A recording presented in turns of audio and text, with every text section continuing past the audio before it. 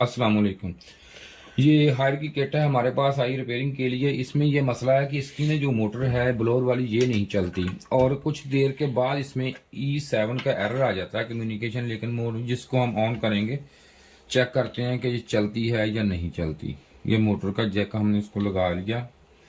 अब देखें इसमें ये किट ऑन हो गई है, लेकिन काफ़ी देर ऑन होने के बाद भी ये एरर आ जाता है, लेकिन मोटर ऑन नहीं होती। इसमें ये प्रॉब्लम है।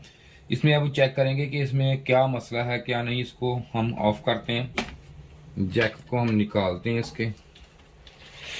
इसमें ये जो पिन्ने होती हैं ना, ये वाली वायरें, ये देखें इसमें जो वायरें ये वाली होती है ना, इसमें यहाँ ये जो रेड है यहाँ 310 15 वोल्ट 20 वोल्ट ये जो डीसी हैं ये आते हैं, ये ग्राउंड होती है। इस पे 15 वोल्टेज आने चाहिए, इस पे भी 15 वोल्ट आए, इस पे 3 2 3 या 4 वोल्ट इस पे आते हैं।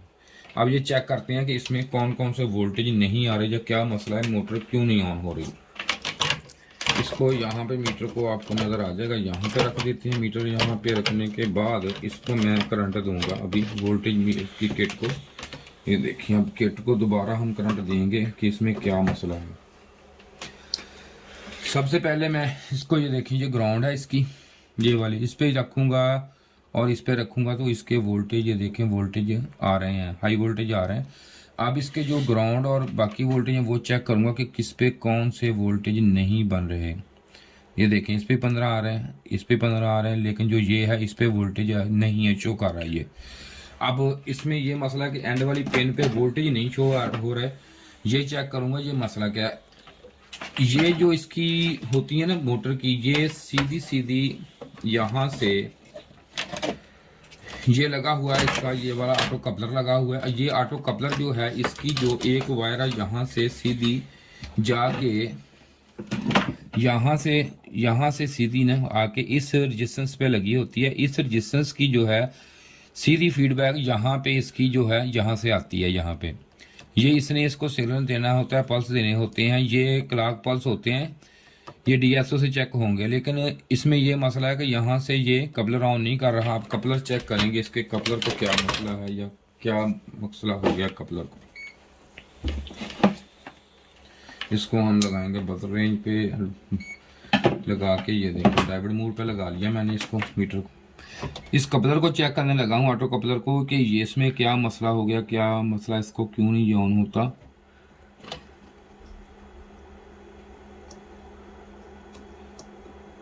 इस साइड से ये देखें डेड है, ये ऑटो कपलर डेड हुआ हमारा है, ये वाला ये नहीं सही बता रहा। इसको अब चेंज करेंगे हम।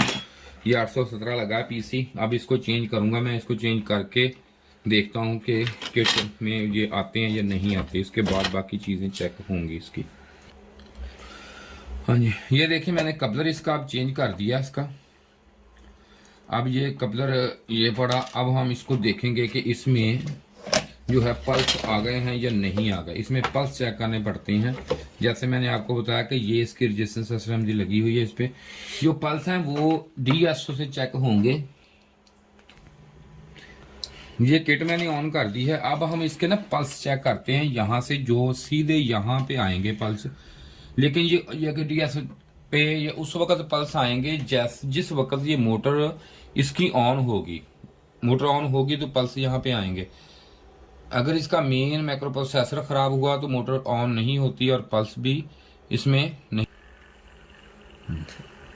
ये देखें अब मोटर ऑन हो गई है, वो देखें पल्स आ गए इसके। ये देखें ये मैंने अब उठा लिया, ये दोबारा ये देखें ये पल्स आ गया, ये मोटर भी ऑन है और पल्स आ गए। और ये हमारी अब किट रिपेयर हो गई है, E7 भी खत्म हो गया और मोटर भी हमारी चल पड़ी। ये देखें ठीक है जी, यहाँ पे मैंने पल्स इसके चेक कर लिया। लेकिन जब मैं देखें दोबारा निकालता हूँ, ये देखें निकाल लिया। अगर मैं इसको दोबारा, ये देखें करंट आ गया, ये इसका डिस्प्ले भी ऑन अभी हो गया। ये देखें जब मोटर ऑन होगी तो इसके उसी वक्त पल्स आएंगे, पहले पल्स नहीं आएंगे। ये देखें आपको अब इसका क्लियर हमने किट कर ली है, ये वाली किट क्लियर है हमारी। और इंशाअल्लाह ताला आप भी इस तरह काम कर सकते हैं इसका मुकम्मल। उम्मीद है कि आपको मेरी इस वीडियो पे काफ़ी चीज़ का पता चल गया होगा। लेकिन अगर आपको समझ ना आई हो तो कमेंट्स करके पूछ सकते हैं और मेरे चैनल को सब्सक्राइब भी करें और इसको लाइक भी करें। शुक्रिया जी।